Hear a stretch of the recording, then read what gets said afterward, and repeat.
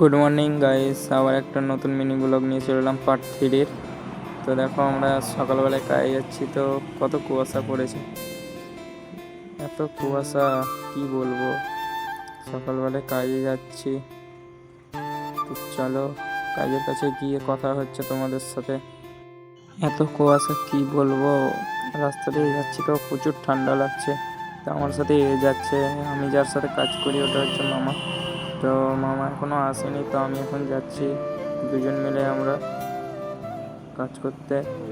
তো আবার চলে এলাম কিছুটা, যেখানে কাজ করি ওখানে চলে এলাম। তো দেখো ভিডিওটা, এবার তোমাদেরকে কাজের, যেখানে কাজ করি ওখানে দেখাচ্ছি। দেখো চলে এলাম কাজের রুমে।